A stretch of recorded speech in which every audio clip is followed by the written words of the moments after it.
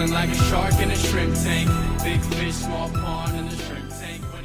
Welcome to the post-show wrap-up of the Shrimp Tank, coming to you from the Business Accelerant Studio. I'm Brad Berger, along with my co-host Dan Whedon. Our guest today is Megan Kranenburg with Chrysalis Physical Therapy. We just had an intriguing and fun conversation with Megan. To listen to the entire podcast, visit shrimptankpodcast.com/Seattle or through iHeartRadio. You can still subscribe to our podcast on iTunes. We are always interested in your feedback, so please do not forget to rate us. So, as it is the case, Megan, for many of our guests, we all carry around these perceptions of what our guests do. Yep. So, I have a perception of what a physical therapy office is like. What do you think is wrong with most people's perception of physical therapy? Well, I don't know if it's most people's or all physical therapy. You know, we kind of, and it's not wrong to think, oh, great, nice gym to go in and do rehab for your knees and shoulders and backs. What makes mine different is it's actually attached to my home. So I treat out of my house. And I have a niche specialty area that I work directly with conditions called pelvic floor disorders or pelvic floor dysfunction. Hence my friends here. This is Bertha and this is Fran. They go with me. Bertha for childbirth classes and Fran, she's just kind of a capable girl. And that, I think what makes mine different than most PT clinics is that I'm very one-on-one. It's a very non-clinical environment. I hear lots of stories, and I work specifically with bowel, bladder, and sexual function, not necessarily knees and hips. All right. So, Megan, during the podcast, you did some myth busting. I did. There are specifically 3 myth busters that you did. I'm going to ask you for 2. Yep. So you're going to have to listen to the podcast to get the 3rd. But what are 2 of the biggest myths that you talked about during the show as it relates to your specialty in physical therapy? Yeah, I think the biggest one and that I personally try to fight against with my clinical practice is the idea that physical therapy has to be a massive time investment for people, that if you get a referral for physical therapy, you're just not going to go because now you're going to have to go 2 or 3 times a week for the next 8 weeks of your life. And I work with so many new parents that I know that that's not a reality for them. And, you know, it kind of bores me. I want to move on. I want to see other people. I want to see them out living their lives. I don't want them in my clinic all the time.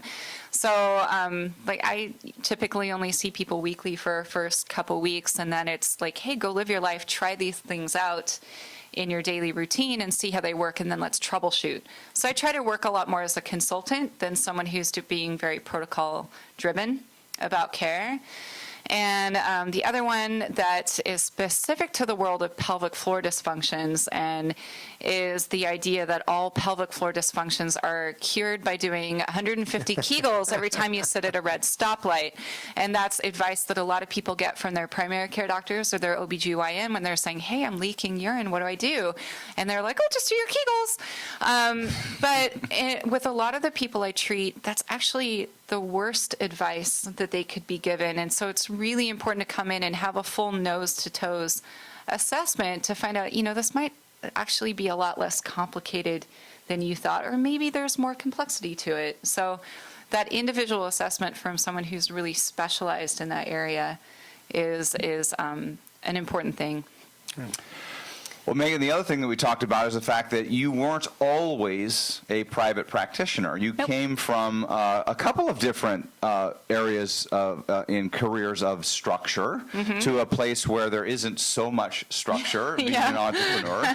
And to a lot of our listeners, they may be a little bit concerned or they may have some trepidation about making that jump from structure to lack of structure. Yeah. Could you talk a little bit about that and maybe just a little bit of advice for individuals who might be fearful to take the leap? Yeah, I'm glad we're bringing this up in this because we didn't talk about it too much in the podcast, and it's really real. It's very real. It's a very vulnerable place to be going out on your own and starting your own business.